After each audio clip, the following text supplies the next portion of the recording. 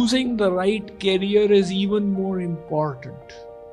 Because in terms of sheer number of hours spent, you'll spend more time on your job than with your spouse. On the average, if somebody works 40 hours a week, 50 weeks a year, and from the age of 25 to 65, let's say, is the active career, that means you end up working 80,000 hours. And if you don't like your job, that can be nobody's idea of a happy life. So, pay attention to this choice.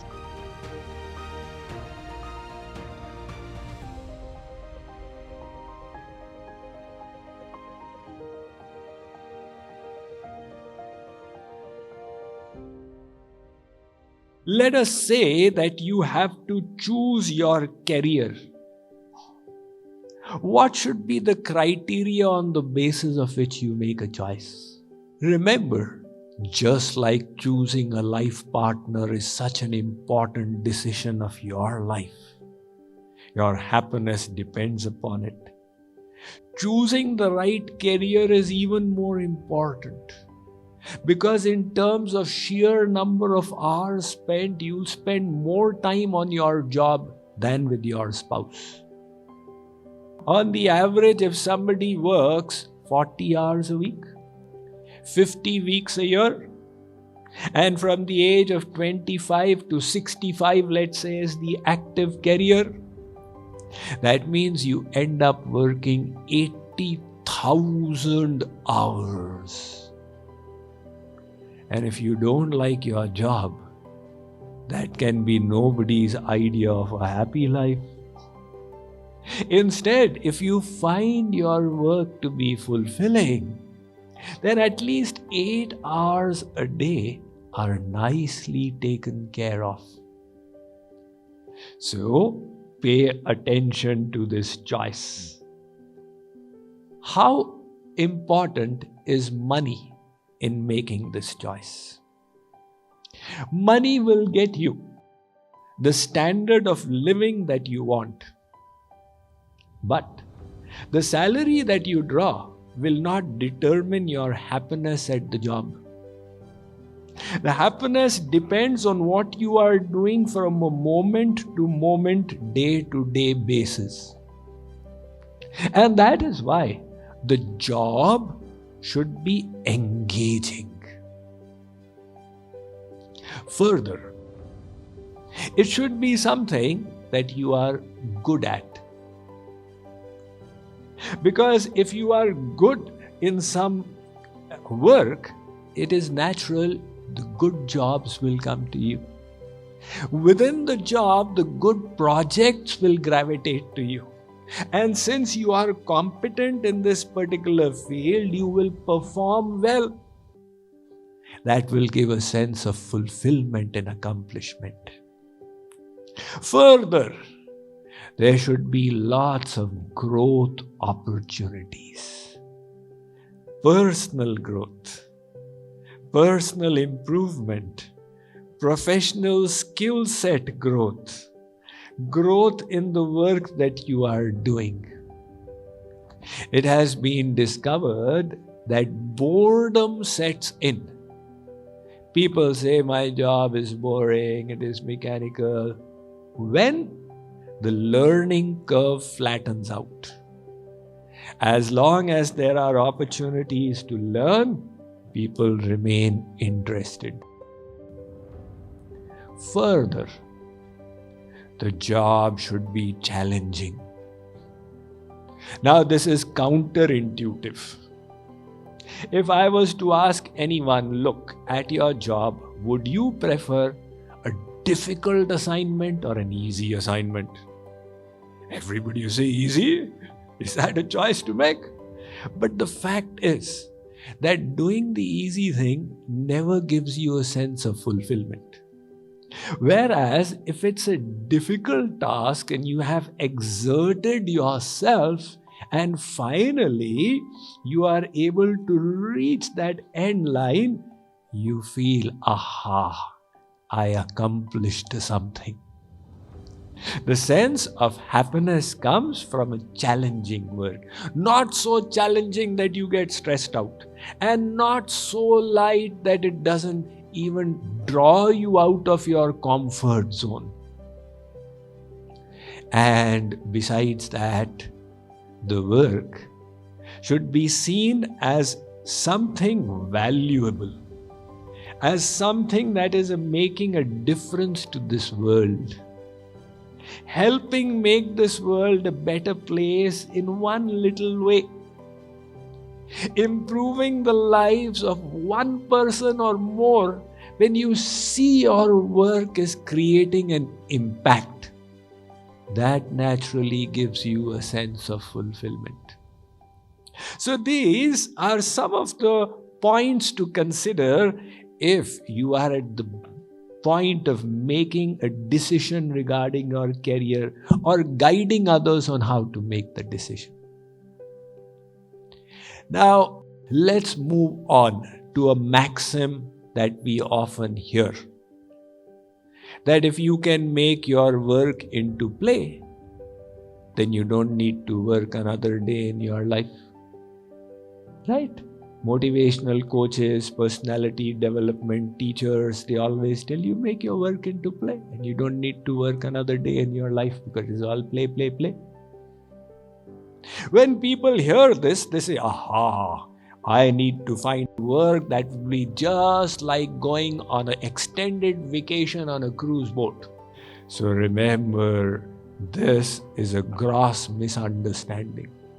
You may have heard there are two kinds of happiness. One is Shreya and the other is Priya. One is immediate pleasure, indulgence, which thrills but never fulfills. And the other is a kind of happiness that requires austerities and difficulties and hardships and dedication, but at the same time it makes you really feel fulfilled.